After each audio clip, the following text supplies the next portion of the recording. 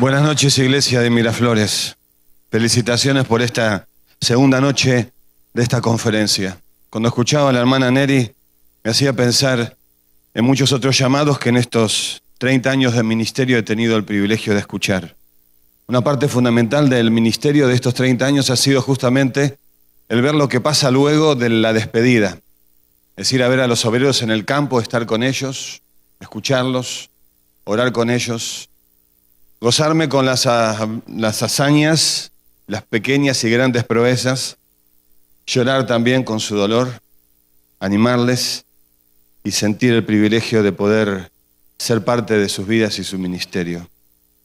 Y pensaba que están entrando como iglesia a una nueva etapa, a una nueva generación, si me permiten, a un nuevo nivel. Mira, cuando una iglesia comienza a escuchar de misiones, y si es consistente el liderazgo y permite que se siga escuchando de misiones, como no me queda duda que ocurre en esta congregación, comienza también a pasar otra cosa, se comienza a orar y a interceder por los obreros y por la gente en otras partes del mundo que no conoce a Jesús.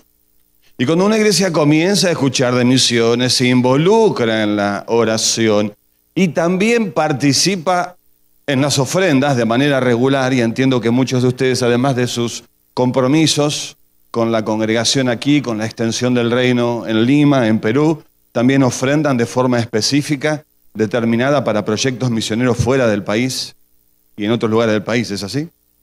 Entonces, cuando tenemos una iglesia que escucha de misiones, cuando tenemos una iglesia que está orando por misiones, cuando tenemos una iglesia que comienza a ofrendar por misiones, de manera casi natural, lógica, el siguiente movimiento es que en ese ámbito, donde se escucha, se enseña, se predica, hay un énfasis anual como un congreso, se está orando de manera intensa, se está ofrendando.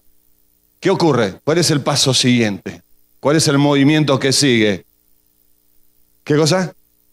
Ir, porque dentro de esa congregación Dios ya está preparando hombres y mujeres que saldrán de ese lugar, en este caso concreto de la Alianza de Miraflores, para ir a servir a otro lugar. Y yo quiero decirles que Neri es la primera de muchos que tienen que salir de este lugar. Tal es así la cosa, tal es así, que yo he visto que iglesias que han llegado a este punto, cuando Dios comienza a hacer la cosa bien personal, donde empieza a meterse no con los obreros de otros, por los cuales podemos orar y ofrendar, sino con los nuestros, no con los hijos de otros, sino con nuestros hijos, no con otra persona, sino con mi vida. Entonces he visto iglesias que en ese momento frenan, cierran la puerta, dan marcha atrás y dejan de hablar de misiones. Pero si la iglesia está dispuesta a seguir siendo obediente y sensible a la voz que escuchó al inicio, por la cual comenzó ese proceso, me sigue, ¿no? Si está dispuesta a ser obediente, a seguir siendo sensible y a dar otro paso, entonces la lleva a esa iglesia a otro plano de involucramiento, de bendición, de participación y aún de crecimiento local que no ha tenido hasta entonces.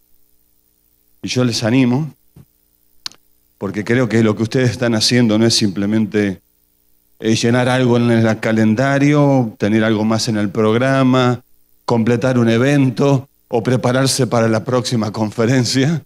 Les animo a que estén atentos, mirando a su alrededor y orando, viendo el mínimo indicio de inquietud que Dios está poniendo en alguno de sus jóvenes y no tan jóvenes, matrimonios y aún familias. Y tal vez algunos jubilados también le dicen acá a ustedes, ¿no? También tienen jubilados en Perú, en Argentina hay jubilados, no sé si acá en Perú tienen. Toda gente joven acá, linda, así que no parece que hubiera jubilados. Para decir lo que dijo el profeta aquella vez. Usted dígalo y ya luego el gesto.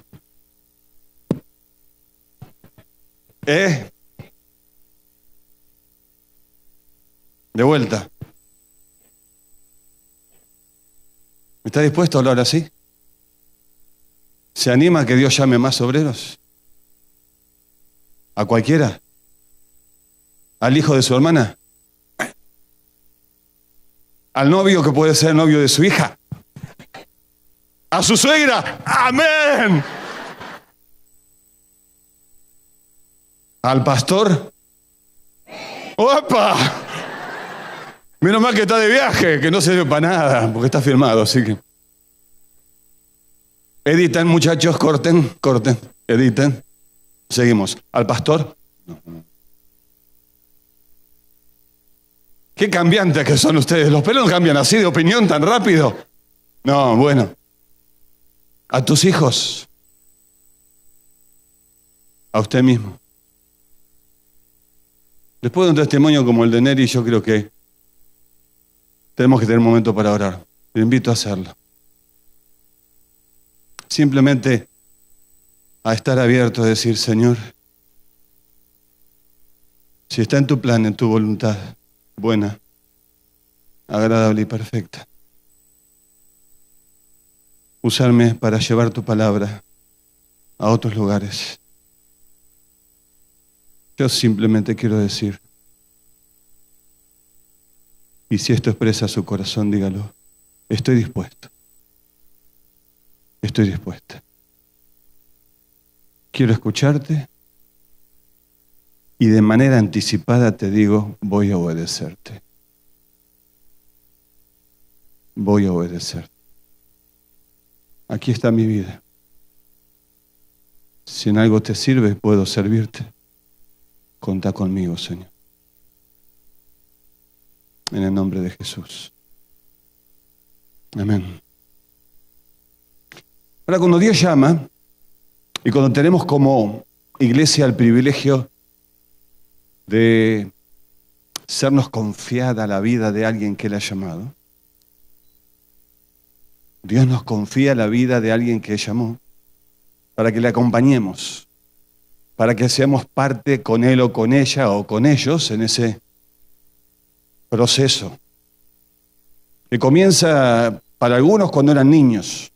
Hace muchos años hacía un programa que me llevaba a niños de 13, jovencitos de 13, 14 años, la edad que tienen mis hijos hoy, durante un fin de semana. Salíamos el viernes a la tarde cuando ellos terminaban la escuela de distintas iglesias y los llevaba a una distancia de 60, 70 kilómetros, cosa de 100 kilómetros a lo sumo, cosa de poder llegar a la noche para la reunión. Nos quedábamos viernes a la noche, sábado a la noche, todo el sábado y todo el domingo en una iglesia colaborando y ayudando. Y así muchos jóvenes y adolescentes fui acompañando en su proceso de discipulado y de llamado. Y varios de ellos hoy sirven. Uno de ellos es misionero en el Golfo Pérsico en este momento y otros sirven a Dios en sus empresas, en distintos lugares. En un lugar llegamos a una iglesia pequeña donde había una misionera. Estaba allí ella en ese lugar y esa noche una pequeña congregación de 30 a 40 personas dio un mensaje y les dije a la congregación, ¿y qué pasa si el Señor llama a su misionera para ser obrera en otro lugar? Y ellos dijeron, no. Y todos se sonrieron, ¿no? Ella, Susana, no sonrió. Quedó profundamente reflexiva sobre esa aparente invitación o comentario al pasar. Fue a su cuarto, se arrodilló. Desde pequeña, cuando tenía 6, 7 años, en su casa se oraba y se leían biografías misioneras. Y ella sabía que Dios la estaba preparando desde hace mucho tiempo. Para hacer una historia corta, fue misionera por más de 15 años en el mundo musulmán. Ahora está de vuelta en Argentina. Para algunos el llamado puede formarse en esos primeros años de la niñez. Por eso lo que se invierte en la misión a la niñez es fundamental. Hace más de 15 años fundé la Organización Misionera de los Bautistas Argentinos, la Agencia Misionera Internacional. Y cuando comenzamos con los congresos nacionales, paralelamente al congreso, teníamos un congreso misionero para niños, con la misma calidad, el mismo compromiso, la misma organización, la misma inversión, obreros, preparación, todo. Queríamos darle a los niños no un relleno de programa, sino una conferencia plena, un congreso para ellos. ¿Sí? Teníamos que trabajar en la decoración del lugar, traer a los misioneros, buscar comida, ropa, música.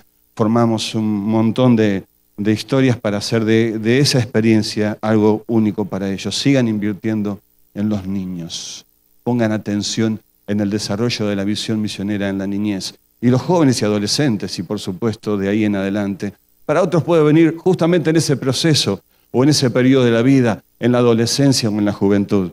Para mí vino cerca de los 19 años, 18 para 19 años, a través de una película donde Dios habló profundamente a mi corazón. Y yo he escuchado cartas leídas, libros, el testimonio de un misionero, la oración de otros, las maneras creativas en las cuales Dios llama a las personas es maravilloso. Pero en ese proceso, en algún momento ese llamado entre medio nuestro comienza a ser identificado por el servicio que esa persona realiza, expresa su carga a un grupo de personas, otros comienzan a orar, finalmente lo comparte con el liderazgo, los pastores se involucran en el proceso. Entonces llega el momento en que Dios nos confía a esa persona llamada para un nuevo paso, y es el acompañarle en el llamado misionero en los próximos meses y años de su vida. Entonces me gustaría que pensemos juntos, primero desde el aspecto bíblico y luego del aspecto práctico, qué vemos en la Escritura que nos estimula, que nos acompaña, que nos ayuda a pensar juntos en cómo debe ser nuestra participación con los misioneros.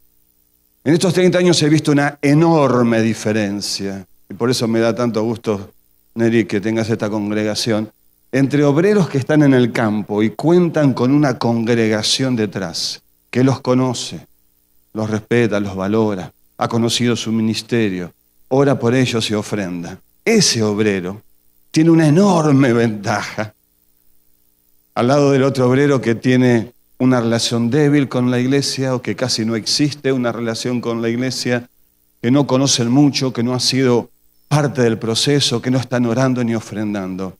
Ese obrero que está con una congregación detrás, que ora por él, que ofrenda y se involucra, tiene muchas más posibilidades de ser efectivo y de bendición en el campo que el obrero que no lo tiene. Así que están en buen camino. Si me permiten, les quiero pedir que se den un aplauso a ustedes mismos. Hágalo, por favor. No, sin orgullo. Muy bien, muy bien. Bien. Comienzan bien, hay que seguir así. Entonces vamos a ver. Bien, estamos en el cuidado de los misioneros. Ahí estamos.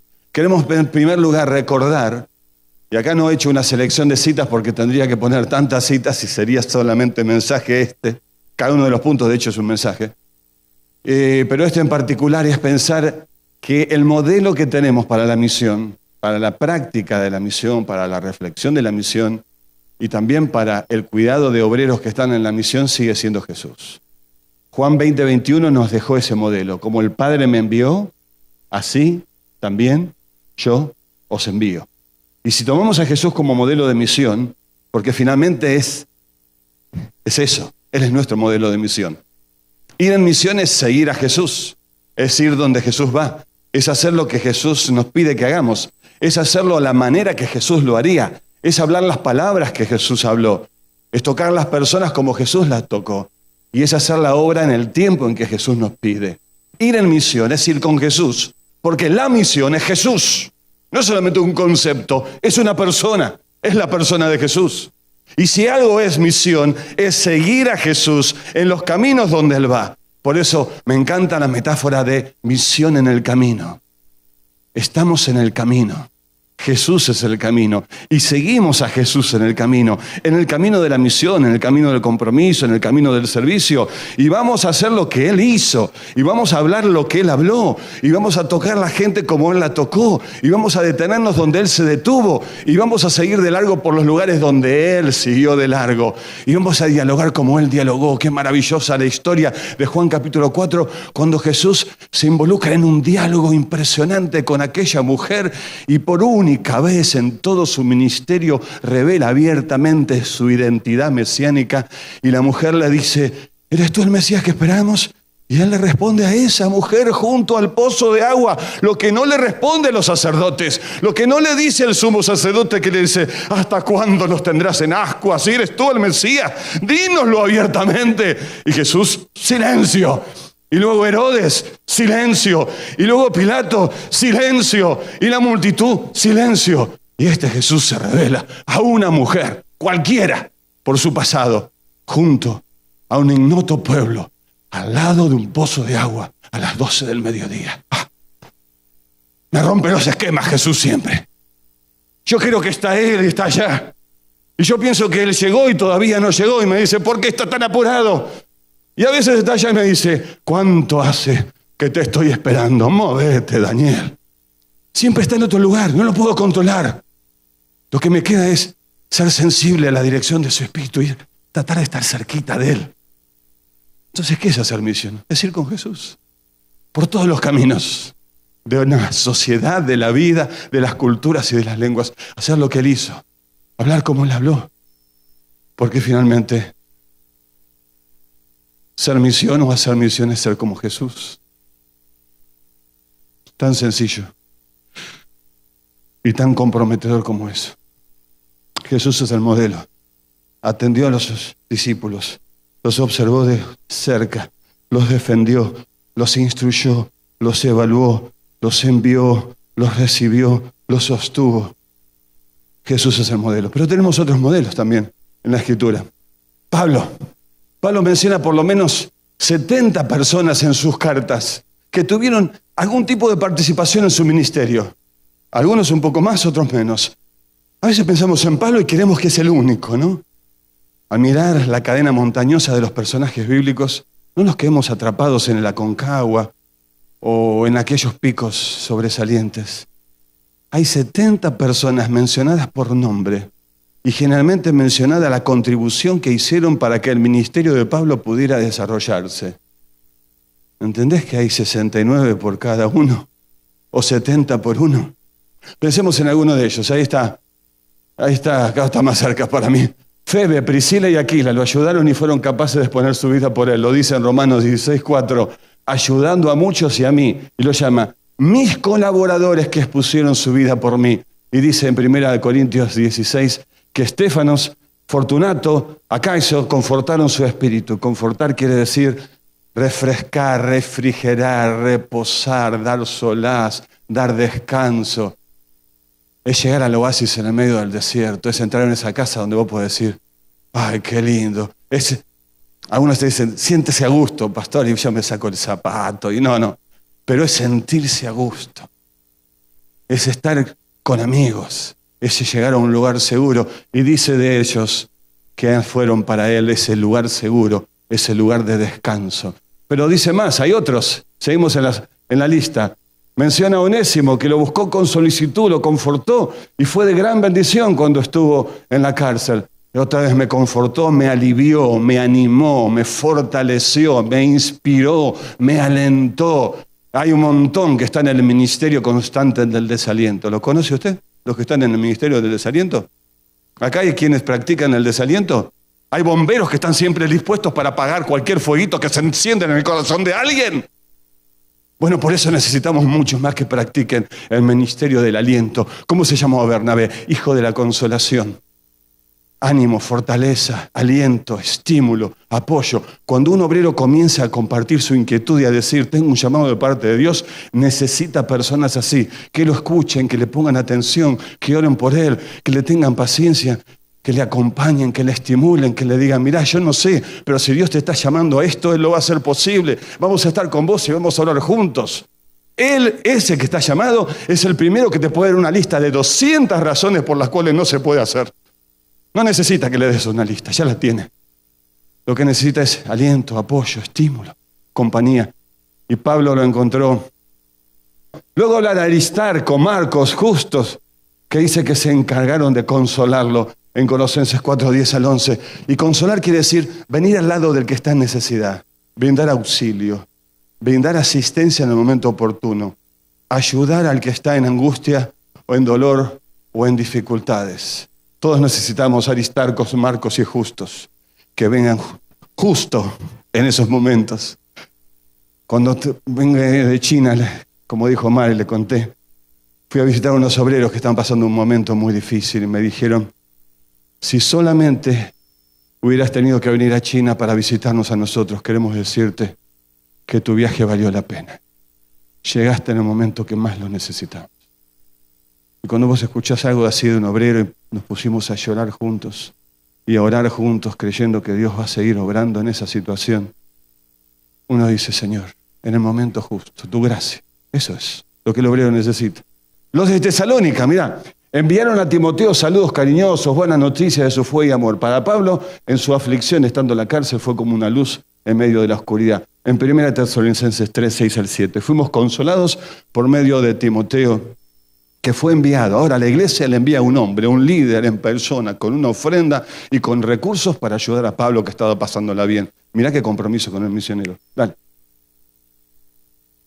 Los de Corinto. De Corinto también, a pesar de todo, dice que ellos fueron usados para bendecir y consolar a Pablo, aunque estaban en conflictos externos y externos y dificultades también. Aún la iglesia de Corintios, consolar, acompañar, asistir, estimular, exhortar. Hay otra iglesia más, que fue también compañera de Pablo en el ministerio, la iglesia de Filipos. Esta iglesia de Filipos la voy a hablar ahora en la segunda parte del mensaje, así que no me voy a detener acá. Pero Pablo contó con el apoyo emocional, espiritual y financiero de ellos.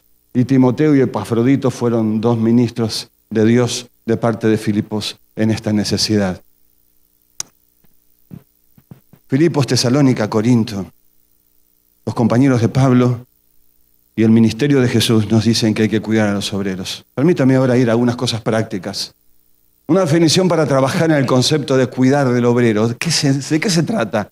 Algunos hablan de cuidado pastoral del misionero, otros llaman de cuidado integral. En Comiván, la red de cooperación misionera iberoamericana, hablamos de cuidado integral, que quiere decir velar por las necesidades integrales del obrero. No solamente que reciba el sostenimiento, sino ver cómo está su salud, ver cómo está el ministerio, ver cómo está la familia, ver cómo se está desarrollando espiritualmente él, ver cómo está avanzando el proyecto, ver cómo están las relaciones en el equipo en el cual está trabajando y formando, y aún más, velar también por las necesidades de la familia que quedan acá. A veces hay un padre que es anciano, a veces una familia que no ha entendido el mensaje o no ha entendido el llamado, y parte del cuidado del obrero que está allá es mirar por la familia que queda también acá. Todo eso es parte del cuidado integral.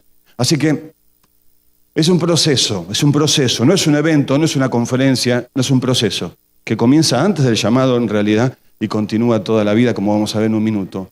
Es un proceso de preparación, equipamiento y empoderamiento para que los misioneros puedan vivir y ministrar con 3 características.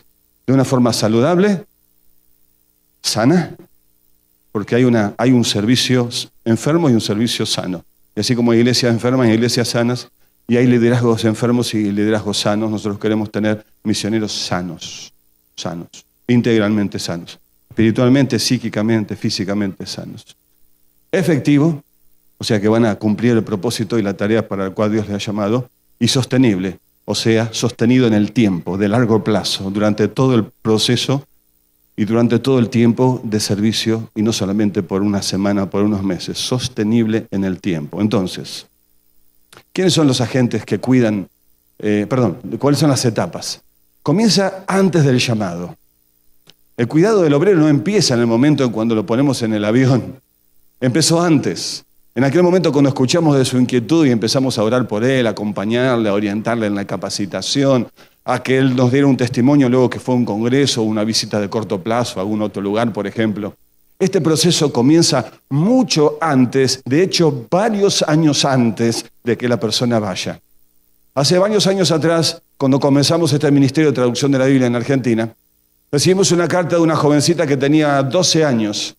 Una carta muy emotiva, tenemos la copia de la carta en nuestro archivo y hace poquito que celebramos algunos años de crecimiento o de fundación de esta entidad, leímos esa carta. Esa jovencita hoy tiene 8 o 9 años más de la edad que tenía en la carta. Todavía no termina su capacitación, está estudiando lingüística en la universidad. Sin embargo, el proceso para acompañarla a ella empezó cuando recibimos esa carta. Escribirle, animarle, darle orientación de qué hacer con la inquietud que tenía, conectarla con algunos obreros que estaban en la traducción bíblica para que hiciera un corto plazo. ¿Me explico? El proceso empieza mucho antes. Luego sigue ese proceso durante todo el tiempo que el obrero está en el campo. Le escribimos, hacemos una conferencia Skype. En algunas conferencias misioneras en la iglesia, donde yo era pastor en esos años, en nuestra conferencia misionera teníamos conferencias en Skype con los obreros que sosteníamos. Y entonces los teníamos ahí en Skype y uno leía un texto bíblico, el otro oraba, el otro dirigía una canción. Así eran parte del culto. Hoy tenemos los medios tecnológicos para poder estar comunicados más que nunca antes en la historia. Cuando yo salí por primera vez tardaban 15 días las cartas en llegar y otros 15 días en regresar. Me escribían, por ejemplo, los jóvenes de la iglesia. Yo había dejado el liderazgo juvenil de la iglesia. Me escribía un joven, 15 días llegaba la carta, me contaba de algo y yo me esforzaba, le escribía la carta, que fuera de bendición. Tardaba otros 15 días en llegar. Ya había pasado un mes. Cuando recibí la carta ni siquiera sabía de qué se trataba el tema porque lo había resuelto. Me volví a escribir y yo esperaba otros 15 días. Pasaba casi 2 meses, viejo, y no te estoy hablando del siglo pasado. Sí, es el siglo pasado. Pero quiero decir, son pocos años igual. Son pocos años. Durante todo el tiempo que la persona está allá, durante 2 años y medio de mi ministerio, mi época inicial, yo le escribía una carta a mi familia todas las semanas, a mi pastor una vez por mes y así a otras personas de forma seleccionada. Y no había computadora, no había máquina de escribir, a mano y a mano y a mano. Años después fui a la casa del pastor, con quien seguimos teniendo una amistad muy cercana, muy íntima hasta el día de hoy. Y sacó una carpeta y me dijo, Daniel, tantas veces me escribiste, yo casi nunca te respondí, perdóname. Unos 15 años después de eso. Poco más, casi 20 años. Y sacó la carpeta, qué linda, tenía todas las cartas ahí, perforadas, clasificadas. Uno siembra. Y no, yo era el obrero, yo tenía que recibir cartas. O sea, cuando uno está afuera necesita esa conexión vital. Ella dijo, prometo contestar a todos. Espero que cumpla tu palabra, porque van a empezar a escribirte acá. Yo dije, no prometan, vos decís, haré el esfuerzo. Seguro que va a contestarle. Usted escríbale, conéctese, acompañe el proceso, sepa qué está pasando, sepa el lugar donde va, dónde vive, cómo se llama la ciudad, cómo se llama la gente, cómo se llaman los nuevos convertidos, qué desafíos tiene, cómo se llama el equipo con el que trabaja, qué come, con qué se viste, con qué ropa se levantó a la mañana, y no voy a dar más detalles por las dudas. Y otra parte del proceso, la última parte del proceso, es al regreso. Cuando el obrero regresa del campo, ya sea porque termina su tiempo de servicio o por alguna crisis. Nosotros hemos tenido que recibir obreros que han vuelto por situaciones de salud, por una crisis en el país y hubo una revolución y tuvimos que sacar corriendo en un barco y refugiados, por problemas de pecado en el equipo donde estaban trabajando, a veces anticipadamente, a veces rápidamente. Situaciones a veces que fueron muy críticas. En una de esas situaciones tuve que ir a hablar con la familia de los obreros, a explicarles, van a volver, ha pasado esto, ellos están bien, pero han tenido un problema muy serio, y ayudarles a la familia a que entendieran el regreso del obrero. O sea que el regreso implica acompañar al obrero cuando vuelve. ¿Dónde va a vivir? ¿Qué va a hacer? Si tiene que estudiar, cómo se va a sostener, qué pasa con la familia. Cuando yo volví por primera vez, me fui, tenía 2 hermanos solteros. Cuando vuelvo estaba mi hermano casado y estaba viviendo en mi dormitorio. Así que había cambiado la historia familiar y cambia muchas cosas cuando alguien está afuera. A veces hay situaciones de salud, hay necesidad de apoyo, tiene que estudiar o tiene que hacerse chequeos médicos. Hay un montón de necesidades cuando el obrero vuelve. Hay una gran crisis de adaptación cuando el obrero va al campo y hay una gran crisis de readaptación o de adaptación inversa cuando tiene que volver a su entorno, que ha cambiado. Ya los amigos no son lo mismo. A veces la iglesia tuvo una crisis, a veces el pastor ha salido, o quizás algunos amigos de la congregación. Vuelve a un lugar que ha cambiado completamente. No solamente cambió él, sino el lugar donde él salió. Y se necesitan fuertes brazos para sostenerle durante ese tiempo. Tradicionalmente los agentes para el cuidado de los obreros ha sido la iglesia enviadora. La iglesia que ora, que ofrenda, que escribe, número 1, fundamental. La entidad misionera. Por lo general, los obreros salen trabajando con conexión a una entidad denominacional o no denominacional, pero alguna entidad que es la que hace una tarea inicial de cuidado y de apoyo de los obreros. Pero también el propio misionero. Nosotros tenemos que darle en el proceso de capacitación herramientas para que él sepa cómo autosostenerse, educarse, autoanimarse, porque muchas veces en el campo el momento inicial de necesidad no tendrá otros recursos que él mismo.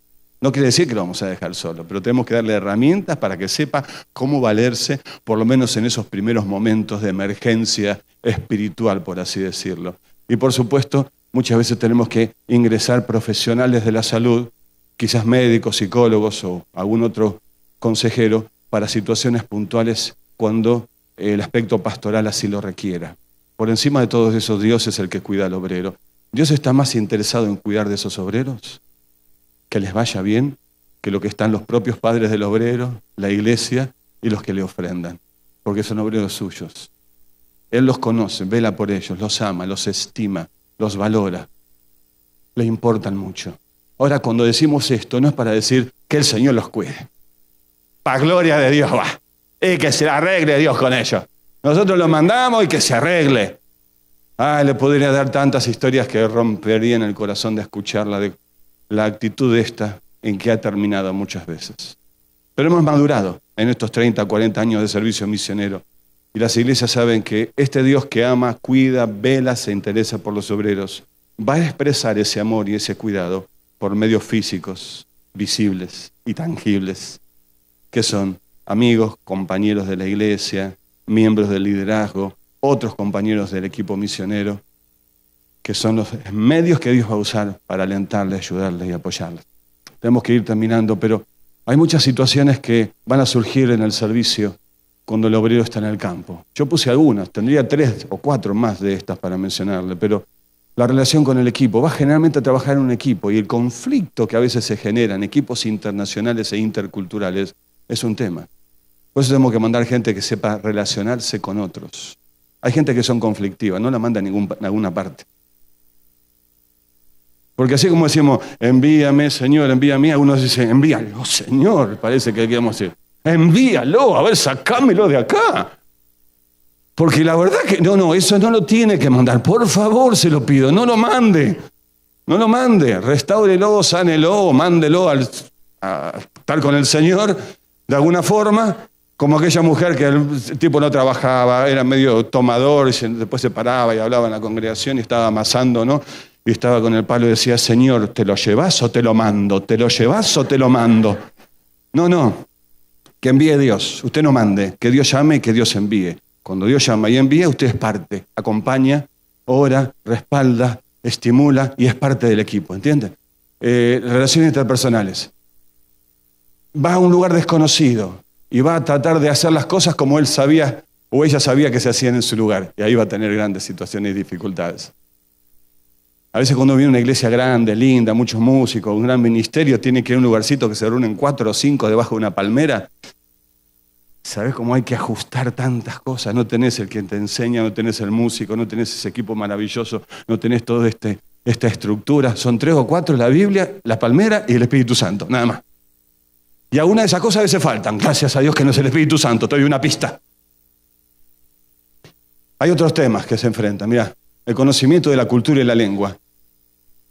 Aprender otra lengua puede llevar 2, 3, 4 años. Para ser fluido en el uso de una lengua puede llevar 3 o 4 años dependiendo la dificultad de la lengua. Tenga paciencia, y la persona tiene que tener paciencia. No quiere decir que va a pasar 5 años solamente estudiando y aprendiendo. Hola, mi nombre es... Nosotros sabemos que hay acá gente de 30 años que todavía dice, ay, mucho gusto, mi nombre es Juan. Y uno dice, hace 30 años que está acá y todavía no... Pero ahora le pasa al revés, ahora le pasa a los latinos que hace 10 o 15 años y no en pobres le dan con la lengua.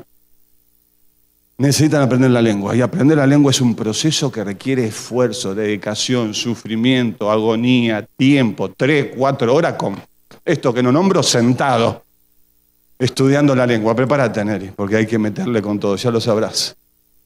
La cultura es distinta, desafiante, diferente. Sos un tonto, un zapallo, un choclo, una zanahoria, no sé cómo le llaman ustedes en el lenguaje vegetal. Nosotros decimos todo esto. No sabes cómo cambiarte, no sabes cómo vestirte, no sabes cómo caminar, no sabes cómo sentarte, no sabes cómo recibir un plato de comida, no sabes cómo golpear la puerta, no sabes cómo saludar, no sabes nada. Y eso genera estrés, cansancio muchas veces. Y ahí viene el tiempo con Dios y el desarrollo de la espiritualidad. Muchas veces se sufre mucho. Y se necesita apoyo en esto. El cansancio y la renovación espiritual, emocional y física, el estrés y el agotamiento hacen mella aún en los más dedicados y consagrados. Los conflictos que aparecen y tienen que resolverlo. Situaciones de matrimonio o de necesidad con la familia, en el propio equipo o con la familia que está en casa. Cosas de autoestima, de sentirse menospreciado, desvalorizado, no entendido, bajoneado, caído, quebrado, derrumbado, medio destruido. Ay, gracias, Señor, tu gloria, Dios mío. Qué chiquito que me veo. Cuando estaba en la conferencia todo parecía grande, enorme, ¿no? Ahora estoy allá, estoy solo. Se apagaron las luces, me cortaron el sonido y me quedé solo. Mi alma y Dios, nada más. Necesita apoyo. La relación con la iglesia, que a veces no está como debe estar y genera estrés y cansancio y dificultad. Incertidumbre en la situación económica. Algunas veces en la situación del obrero es como el guiño de la luz. ¿Vieron el guiño de la luz? ¿Se prende? ¿Se apaga? ¿Se prende? Había un bruto que decía, ahora anda, ahora no anda. Ahora anda, ahora no anda. Ahora anda, ahora no anda. Y a veces hay unos obreros que están así, comen, no comen. Comen, no comen. Comen, no comen. He tenido cartas desgarradoras de gente que fue enviada sin plata para volver y han estado 3, 4, 5 meses diciendo, por favor, mándanos una ofrenda, queremos volver. ¿Cuántas cosas tristes? Una iglesia que entiende esto, cuida de estas cosas y saca la presión y el estrés innecesario porque ya hay mucho en el campo y vela por alguna de estas necesidades. Termino con esto. Léanlo conmigo. Ahí hay un signo de admiración, según lo que yo estudié y todo, que explica exclamación, expresión y todo. A ver, ¡son valiosos! Señor, son valiosos, son obreros tuyos. Los que has llamado y hoy sostenemos y los que estarás llamando de esta congregación. Ayúdanos a atenderlos, cuidarlos, acompañarlos, para que ellos sean bendecidos y nosotros por medio de ellos. Bendice a Neri, Señor, en todo este proceso que va a empezar y a los que estarás llamando de aquí en adelante. Son valiosos, son tuyos, son también nuestros. Queremos cuidarlos. En el nombre de Jesús. Amén.